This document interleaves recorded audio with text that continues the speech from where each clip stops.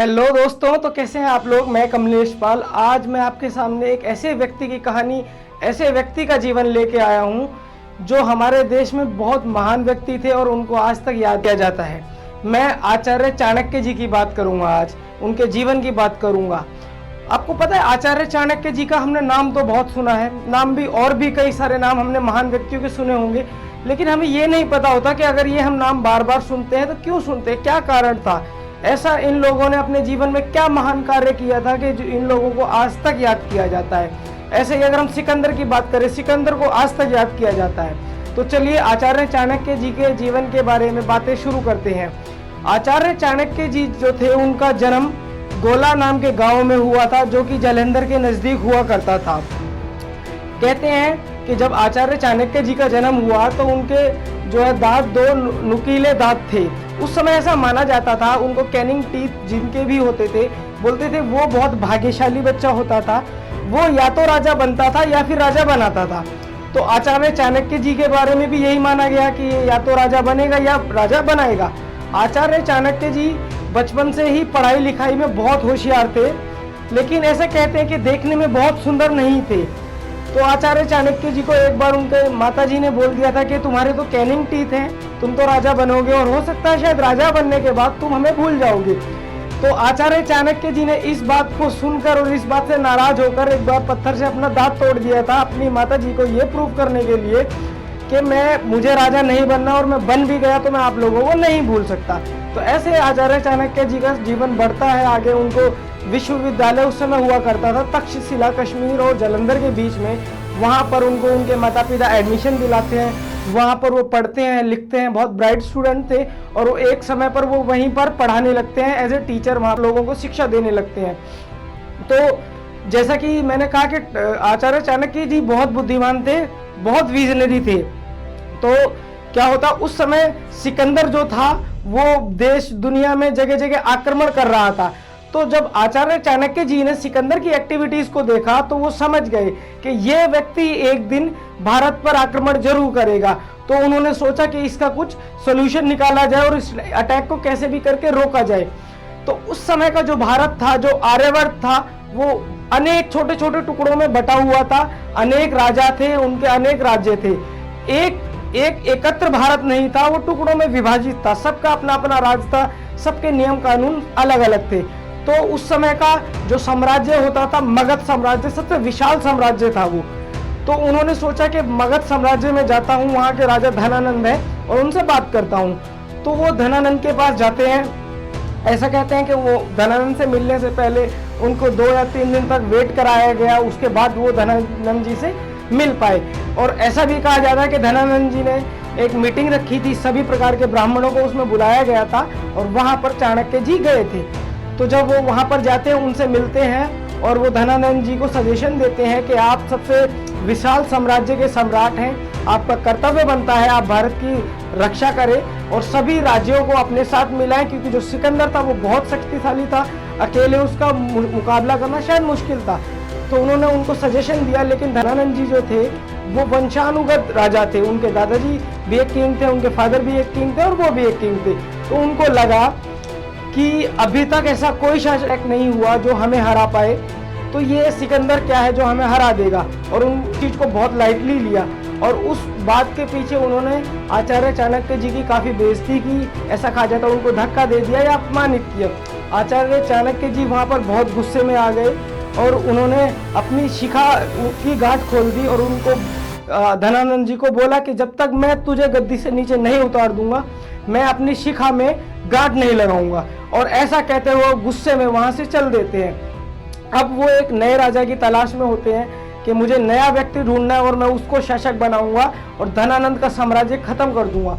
तो ऐसा सोचते हुए जा रहे थे, रास्ते में वो एक बच्चे को देखते हैं, वो एक ग्रुप ऑफ किड्स को लीड कर रहा होता है, छोटे छोटे बच्चे खेल रहे होते, कोई गेम होता, और जो उसकी लीडरशिप क्वालिटीज को आचार्य चाणक्य जी देखते हैं तो देखते ही रह जाते हैं और उनमें उस बच्चे में उसको नया सम्राट दिखाई देता है। वो उस बच्चे से मिलते हैं, बात करते हैं और उस बच्चे को से मिलते हैं। उस बच्चे का नाम चंद्रगुप्त था, उनकी माताजी का नाम मूरा था। वो मूरा जी से इजाज़त लेते हैं और उनको बताते हैं कि मैं चंद्रगुप्त को अपने साथ ले जाना चाहता हूँ, इसको ट्रेनिंग दूंगा, इसको पढ़ाऊंगा लिखाऊंगा, सारी चीज़ें करूँगा और इसको मैं मगध साम्राज्य का नया सम्राट बनाऊंगा। ऐसा कहते हुए वो चंद्रगुप्त जी को अपने साथ लेकर चले जाते हैं और वहाँ पर जाके चंद्रगुप्त जी की ट्रेनिंग शुरू हो जाती है। दूसरा इसमें यह भी कहा जाता है कि जो धनानंद था उसके बेटे का नाम पब्बाटा था, तो पब्बाटा से भी आचार्य चाणक्य जी ने दोस्ती कर ली थी। उस समय क्या हुआ करता था, जो राजा लोग होते थे, जो किंग होते थे, उनके बहुत सारी शादियां होती थी और बहुत सारे बच्चे होते थे। तो उन बच्चों में आपस में कई बार झगड़ा होता था अगला किंग बनने के लिए, और उस झगड़े में कई बार आपने सुना होगा कि किसी ने राजा बनने के लिए अपने फादर की हत्या कर दी, किसी अपने भाइयों की हत्या कर दी। तो ये चीजें उस समय चलती रहती थी। तो पब्बाता जो था उसमें भी बहुत एक्सट्रीम क्वालिटी थी और बहुत पैशनेट था किंग बनने के लिए। तो आचार्य चाणक्य जी ने उसको अपने साथ मिला लिया और उसको भी ट्रेनिंग देनी शुरू कर दी। तो ऐसा कहा जाता है एक समय पे आचार्य चाणक्य जी चंद्रगुप्त और पब्बाता को देखकर कंफ्यूज हो गए थे कि इनमें से किंग मैं किसको बनाऊं, क्योंकि दोनों ही बहुत एक्सट्रीम क्वालिटीज थे और दोनों ही टॉप लीडर्स थे। तो उन्होंने एक विकल्प सोचा और एक टास्क दिया दोनों को, एक एक लॉकेट दोनों को देते हैं कि इनको अपने गले में पहन लो। और एक बार क्या होता है, चंद्रगुप्त जी सो रहे होते हैं, वो पब्बाता को बोलते हैं कि जाओ चंद्रगुप्त सो रहा है, उसके गले से तुम्हें लॉकेट को बिना खोले निकाल कर लाना है। पब्बाता जाता है चंद्रगुप्त के पास, देखता सो रहे, कोशिश करता है निकालने की, पर लॉकेट नहीं निकलता और वो वापस आ जाता है। अगली बार वो सेम टास्क चंद्रगुप्त जी को देते हैं कि चंद्रगुप्त जाओ, पब्बाता सो रहा है, उसके गले से लॉकेट बिना खोले निकाल कर लाना है तुम्हें। चंद्रगुप्त जी जाते हैं, उस लॉकेट को निकालने का ट्राई करते हैं, लॉकेट नहीं निकलता है। तो चंद्रगुप्त जी अपनी तलवार निकालते हैं और उसकी गर्दन काट देते हैं और लॉकेट को निकाल कर ले आते हैं। और जब वो लॉकेट ले जाकर चाणक्य जी को देते हैं, चाणक्य जी समझ जाते हैं कि चंद्रगुप्त ने क्या किया है, क्योंकि राजा वही बन सकता था मरने और मारने के लिए तैयार हो। वहां से चंद्रगुप्त की एक नई लाइफ और नई जर्नी किंग बनने की शुरू हो जाती है। ऐसे कहते हैं कि एक बार चंद्रगुप्त और आचार्य चाणक्य जी ने मिलकर एक छोटी सेना का निर्माण कर लिया था और जल्दबाजी में आकर उन्होंने मगध साम्राज्य की एक सेना पर अटैक कर दिया था। वहां पर वो हार गए थे और उन्हें वापस आना पड़ा था। उसके बाद चाणक्य जी और चंद्रगुप्त जी ने नई स्ट्रेटेजी बनाई। वो समझ गए कि इस तरीके से एकदम अटैक करके धनानंद के साम्राज्य को नहीं खत्म किया जा सकता है। तो वो छोटी छोटी जहां भी धनानंद की सेनाएं होती थी वहां पर जाकर अपनी सेना के साथ अटैक करते थे चंद्रगुप्त जी, और उनको दो ऑप्शंस देते थे कि या तो आप हमारे साथ मिल जाओ, नहीं तो हमसे लड़ो और हम तुम्हें खत्म कर देंगे। तो ऐसे करते करते बहुत सारी सेना जो है धनानंद की वो चंद्रगुप्त के साथ शामिल होती गई, और बहुत सारे जो छोटे छोटे साम्राज्य थे उनको भी चंद्रगुप्त जी ने सेम ऑप्शन दिया, तो वहां से भी बहुत सारी सेना उनके साथ मिलती गई। उस समय कश्मीर का राजा प्रवर्तक हुआ करता था, काफी पावरफुल किंग था प्रवर्तक। तो प्रवर्तक को भी सेम ऑप्शन दिया जाता कि या तो हमसे लड़ो या फिर हमारे साथ शामिल हो जाओ, हमारे दोस्त बन जाओ, बोलो क्या करना चाहते हो। तो प्रवर्तक उस समय सहायता दे देते हैं आचार्य चाणक्य जी को और चंद्रगुप्त को। और 321 बीसी में चंद्रगुप्त और आचार्य चाणक्य की सेना अटैक करती है जाकर के धनानंद के साम्राज्य पर, मगध साम्राज्य पर, और उसको खत्म कर देती है पूरी तरह से, और धनानंद को भी मार दिया जाता है। वो समय होता है जब आचार्य चाणक्य जी अपनी शिखा को गांठ लगाते हैं, क्योंकि उन्होंने कसम खाई थी कि जब तक धनानंद तेरे साम्राज्य को खत्म नहीं कर दूंगा, अपनी शिखा में गांठ नहीं बांधूंगा। वहां से चंद्रगुप्त की एक राजा की जर्नी शुरू होती है। तो उस समय क्या होता था, विष कन्याओं का दौर चलता था कि किसी को भी अगर मारना होता था विष कन्या का इस्तेमाल किया जाता था। एक लड़की को भेजकर और मरवाया जाता था, विष कन्या बोलते थे। तो उनको एक समय पर ऐसा लगा कि जो प्रवर्तक है राजा, इसने एक समय पर तो हमारी सहायता की थी लेकिन अब ये धोखा दे सकता है। तो उन्होंने विष कन्या भेजकर चाणक्य जी प्रवर्तक को मरवा देते हैं। उसके बाद उन्हें यह भी खतरा होता है कहीं ऐसा ना हो कि चंद्रगुप्त को कोई विष कन्या भेजकर मरवा दे, क्योंकि लोग उस समय के राजा कई शादियां करते थे। तो आचार्य जो चंद्रगुप्त जी थे उनकी शादी धनानंद की पुत्री दुर्धरा से हो जाती है, और दुर्धरा के चंद्रगुप्त जी का पुत्र दुर्धरा के पेट में होता है, उस समय उसका जन्म नहीं हुआ होता है। तो आचार्य चाणक्य जी क्या करते हैं, उनको डर था कि चंद्रगुप्त को कोई विष ना खिला दे, तो वो चंद्रगुप्त के खाने में विष की एक छोटी डोज हमेशा डालते थे। चंद्रगुप्त को पता भी नहीं चलता था इस चीज का, और वो एक आदत डाल रहे थे चंद्रगुप्त को कि अगर उनको कभी कोई विष दे तो चंद्रगुप्त को कुछ नहीं होना चाहिए। एक उनको आदत, उनके इम्यून सिस्टम में वो चीज हो जाएगी।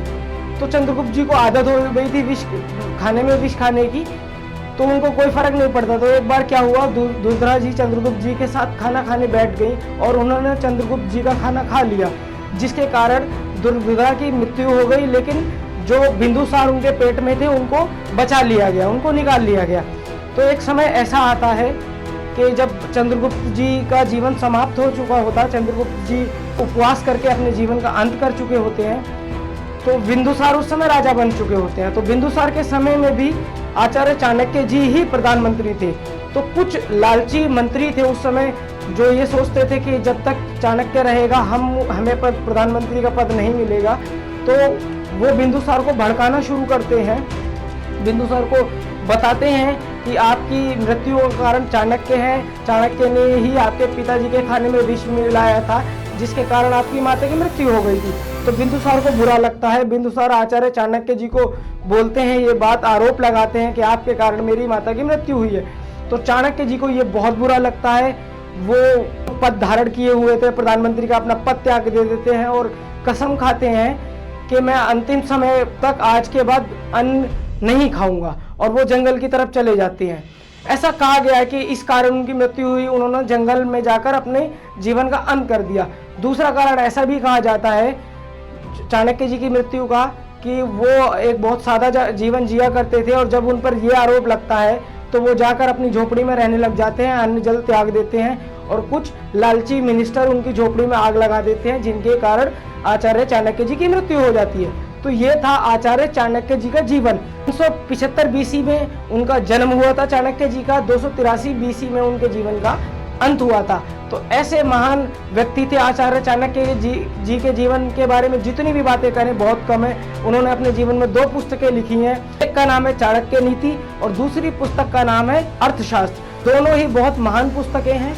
उन्होंने अर्थशास्त्र नामक जो पुस्तक लिखी थी वो देश का राजनीति को पूरी तरह से डिफाइन करती है, वो आज से लगभग 2300 साल पहले लिखी गई थी, जब जो हम वेस्टर्न सिस्टम को आज फॉलो करते हैं वो वेस्टर्न सिस्टम कहीं अस्तित्व में भी नहीं था, और हमारे चाणक्य जी ने इतना बड़ा सिस्टम बना दिया था अर्थशास्त्र। तो ऐसे महान व्यक्तियों ने हमारी धरती पर जन्म लिया है। आज की वीडियो के लिए बस इतना ही। Thank you very much. Like, subscribe and comment below. Thank you very much.